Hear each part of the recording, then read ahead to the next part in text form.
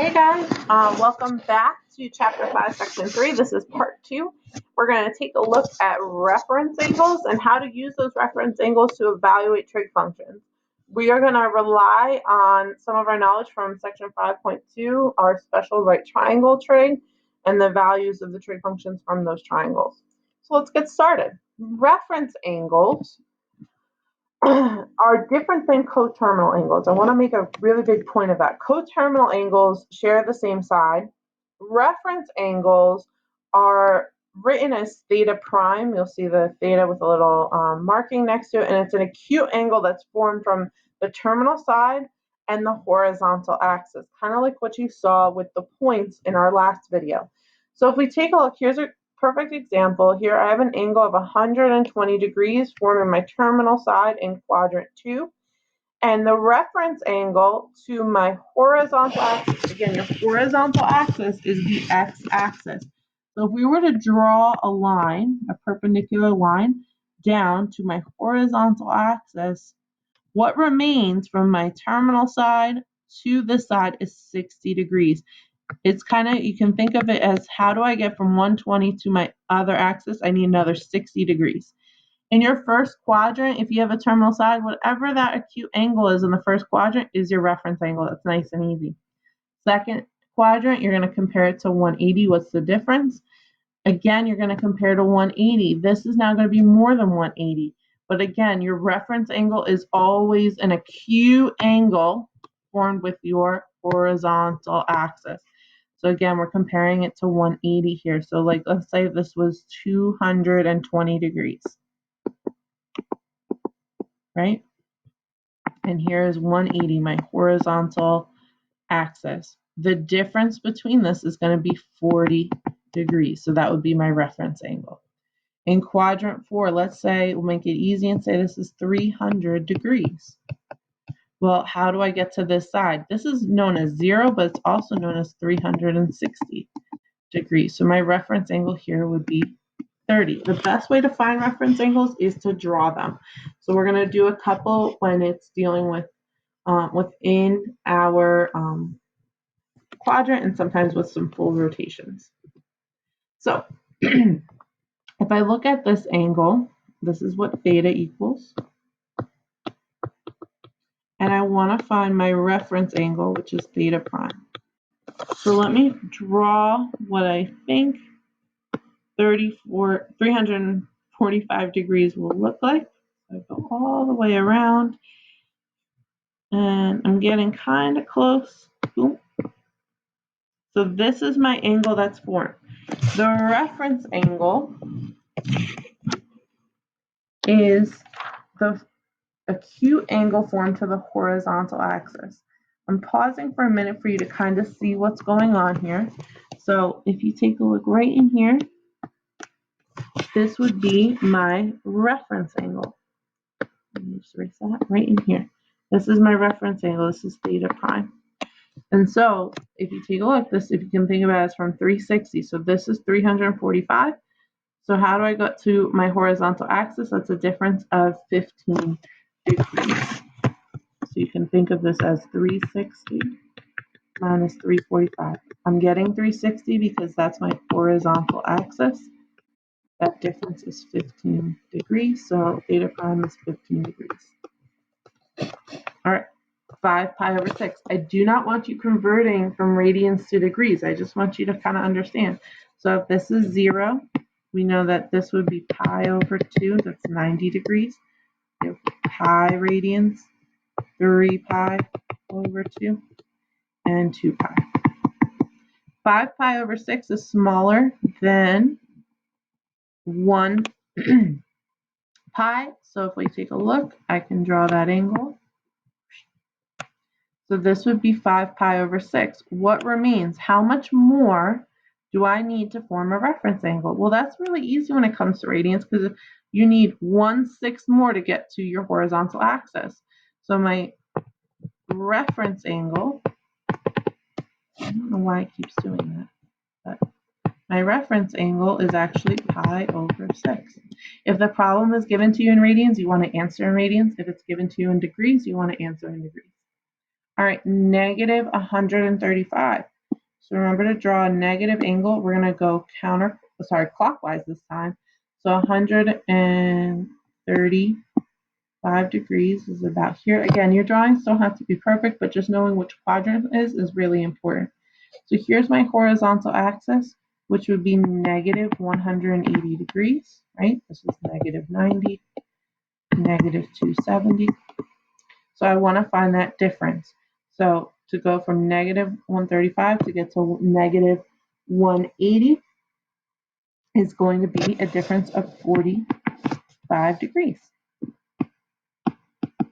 You can just subtract the two and see. Again, even though it's in the negative direction, theta, your reference angle, is always a positive angle. This is a positive acute angle for reference angle. All right, now again, talking about radians, here's my initial side. Again, if it's helpful for you, you can label. So this is negative pi over a. Negative pi over 2. Negative pi. Negative 3 pi over 2. And negative 2 pi. Negative 4 pi over 3 is more than a full pi. So I'm going to go a little bit more. So I'm in my, sorry, that's not straight, but you get the idea. So here is my angle. So I have negative 4 pi over 3. And what is that difference in here? What would that reference angle to go from my terminal side to my horizontal axis? My reference angle is going to be pi over 3, or 60 degrees if you really want to convert. But I want you to start thinking of radians as their own measurement, not converting back to degrees. All right. Now let's look at finding reference angles that are larger than a full rotation. So 580 degrees is bigger than 360. So what you actually want to find is first the coterminal angle so that you can figure out how far it has to go. So if I have 580, I'm going to first find my coterminal angle. I'll write that down for you too. Find your coterminal angle. All right, so 580 minus 360 is going to give us 220. So we can draw that, right? So I've gone a full rotation, 360, 220 is about here, right? And now I'm comparing my terminal side in my third quadrant to my horizontal axis. So this is 180. And if you want to think of it as 220, right? So my difference right in there is going to give us, so 220 minus 180 is going to give us 40 degrees. So my reference angle is 40 degrees. All right, 8 pi over 3. Again, that reference angle is, if you want, you can even think of 8 pi over 3 as 2 and 2/3. Right? 3 goes into 8 2 times with 2 left over. So that's kind of helpful to know that your coterminal angle is, if you subtract 2 pi, is just 2 pi over 3. So 2 pi over 3, that's in my second quadrant, sorry. Ooh. Right, so 8 pi over 3, I've done one full rotation. Hey. All right, let's try this again. One full rotation and then 2/3. So if you think about it, we're still going back to that 180, but this is pi. So this you can think of as 2/3 pi, or 2 pi over 3. So how many more do you need to get your reference angle? Right in here would be 1/3. So my reference angle is pi over 3.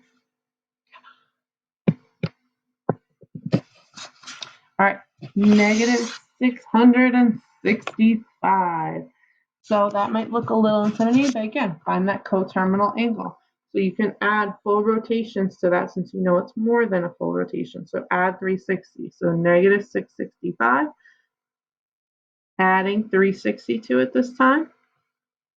I'm actually going to add another 360 so we can get a positive.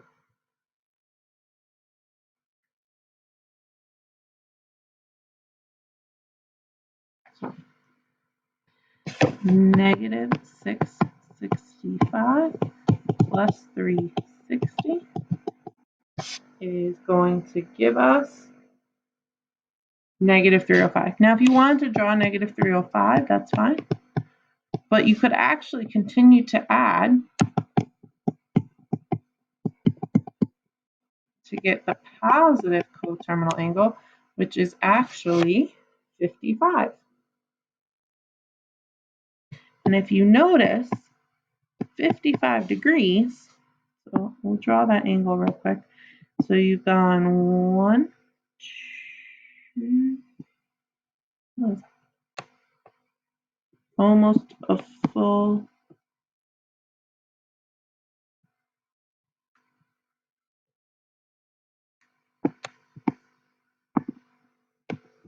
one, 2, and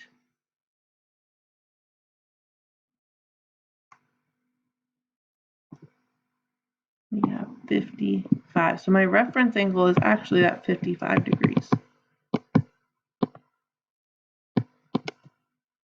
All right, last but not least, our negative 13 pi over 6. If you think of it this way, 6 goes into 13 twice, and you're left with how much left over? 1/6. As you get used to doing more and more of these, you'll start to see a pattern. So I'll just show you real quick. Sorry. If we wanted to draw this, so we'd have pi, 2 pi, negative 13 pi over 6. It's not great, but we got it. And so what you want to find is this reference angle. So we're comparing it to 2 pi. So if we take a look, what's left is going to give us pi over 6.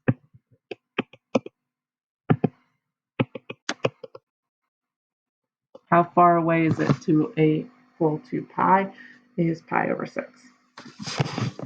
You never want to draw a reference angle to your vertical axis. It's always to your horizontal. All right, the importance of reference angles is to evaluate trig functions. As I said before, we're going to rely heavily on what we reviewed in section 5.2 and kind of at the beginning of this week, and our special angles. So our special angles include 30, 60, 90 triangles and 45, 45, 90. This is a reference that I had used in our previous video. If you have the sine of 30 degrees or pi over 6 radians, the sine of 30 degrees is opposite over hypotenuse, so that's going to give us 1/2. Our reciprocal identity tells us cosecant would be 2. If we were to do the cosine, we're going to get square root of 3 over 2, and tangent is 1 over root 3, also known as root 3 over 3.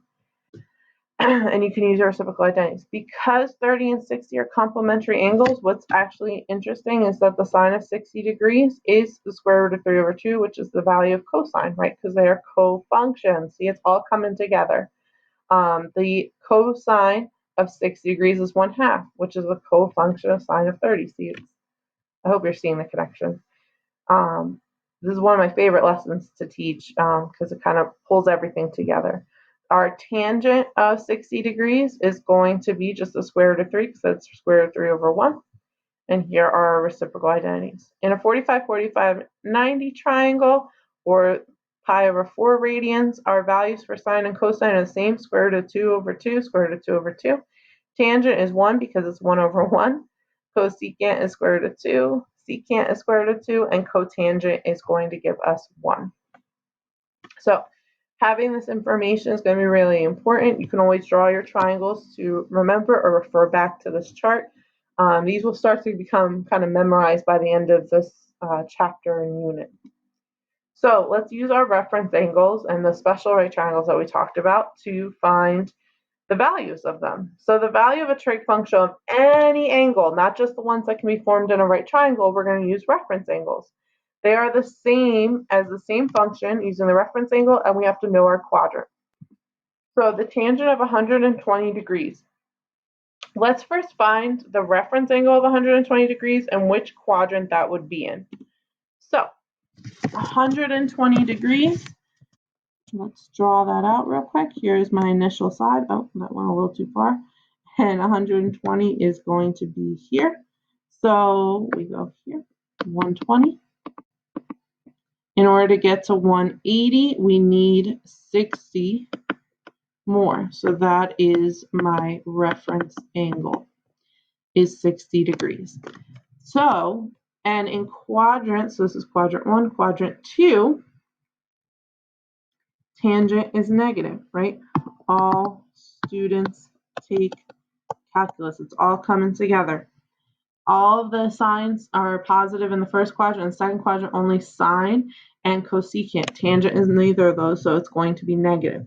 So what I can do is rewrite the same trig function, tangent, using the reference angle and the sine. So again, we're in quadrant 2,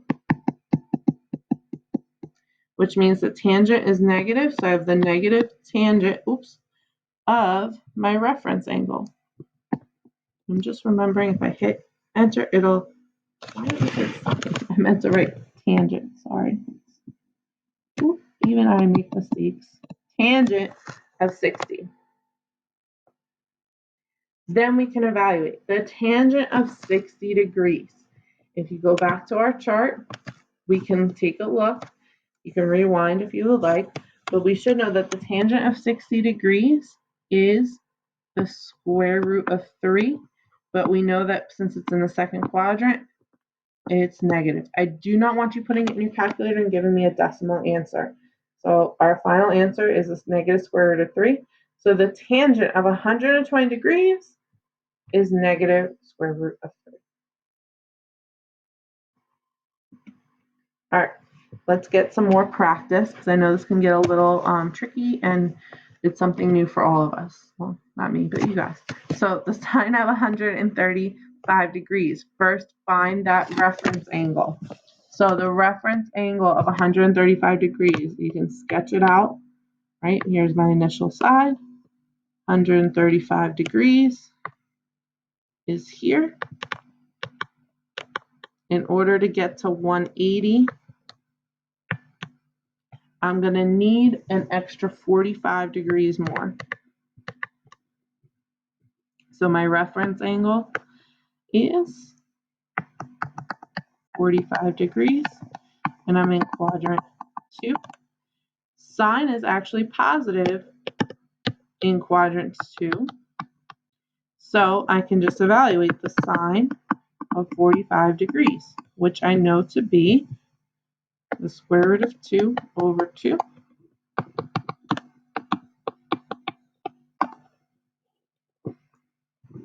All right, cosine of 4 pi over 3. 4 pi over 3, let's draw that out. To find my reference angle, here's my initial side. I've done a full rotation of pi and an extra how much more. So how much more from pi to get to 4 pi over 3 is pi over 3. That's my reference angle. I actually prefer finding reference angles in radians because you don't actually really need to subtract. You just need to know how much more of a fraction to get to a whole, to either full pi or 2 pi. So my reference angle, and I'm in the third quadrant. Cosine is not positive there, right? All students take calculus. So my equivalent function with my reference angle would be the negative cosine of pi over 3. Cosine of pi over 3 is 1/2. But I got to bring my negative with it because we are in quadrant 3. So this answer is negative 1/2. Again, I want exact answers. Do not give me decimals. All right, Let's do some more. The cotangent of negative pi over 3. Negative pi over 3 is going to be in our fourth quadrant. Here's my initial side. I am going a negative degree. And so I've gone negative pi over 3, and my reference angle is pi over 3. Notice that that is an acute angle, pi over 3. So I'm going in the negative direction just tells us we're in the fourth quadrant. And my reference angle is pi over 3. So I can write this, because we're in the fourth quadrant, I know it's going to be negative cotangent of positive pi over 3. So the tangent of pi over 3 is the square root of 3. So the cotangent is going to be 1 over the square root of 3. Okay. And we're going to put that negative in front. Can we leave it like this? Absolutely not. So we have to rationalize our denominator. Having your angles, trig functions for special angles memorized at this point is going to be really helpful to you. So the cotangent of negative pi over 3 is going to give us negative square root of 3 over 3. Right, you want more examples? Yeah. Okay. So tangent of 570 degrees. So 570 degrees is more than 180. Sorry, more than 360. So let's take a look. Let's find that coterminal angle. 570 minus 360. My coterminal angle will then be 210. Again, all I did here was find my coterminal angle. So here's my initial side, my coterminal, and I go this way, is 210. So I'm comparing it to 180. The difference between 180 and 210 is 30 degrees. So my reference angle is 30 degrees. And we're in quadrant 3, which is great because tangent is positive there. So my equivalent function using my reference angle would be just the tangent of 30 degrees, which, if you remember from what we did before, would be 1 over the square root of 3, because cotangent of 60 degrees, or pi over 3, is my cofunction.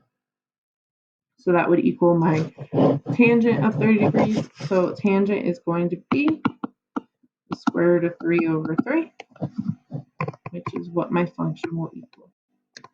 Oops.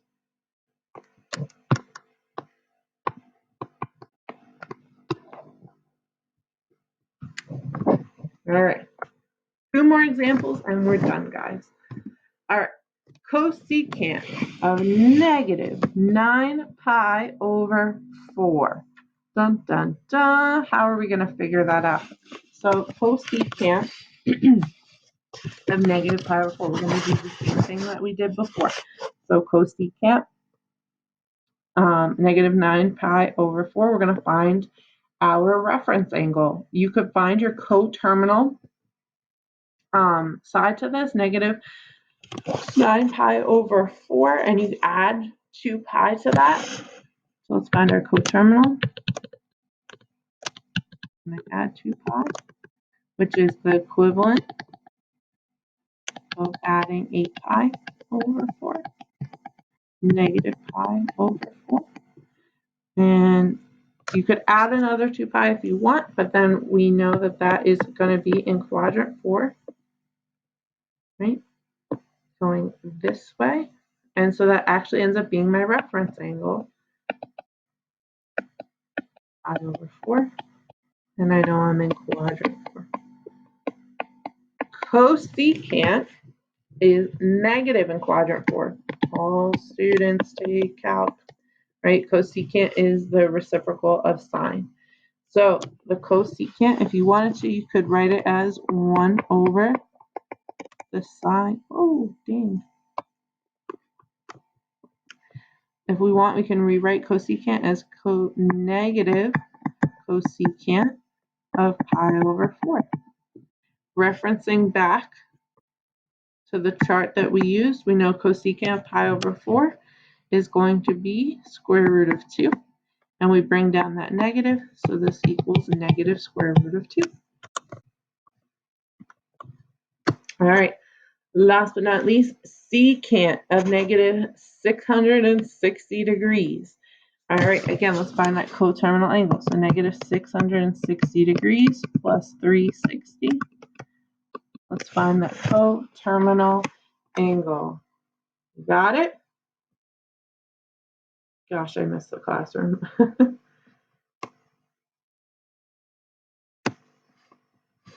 This would give us negative 300. You could use this, or you could do another rotation. It's up to you. It's just easier to use when you're finding a reference angle. And we have 60 degrees.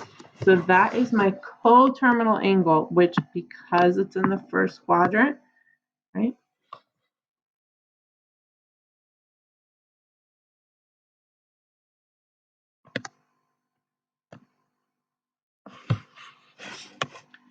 And here's my initial side. 60, and when it's in the first quadrant, my reference angle is the same as my coterminal angle. And so I can just write that this is the secant of 60 degrees. Everything is positive when you're in the first quadrant, so that is my equivalent function. So now let's evaluate the secant of 60 degrees.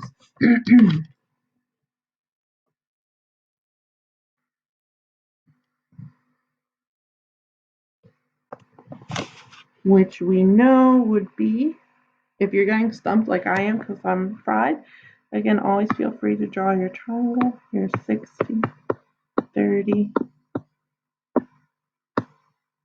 1, 2, root 3. Secant is going to be 2 over 1. So that gives us 2. All right. You have a 2-part assignment on Delta Math. You can do them individually or take your time. Watching both these videos hopefully really helped you, and I'm available for extra help if you need it.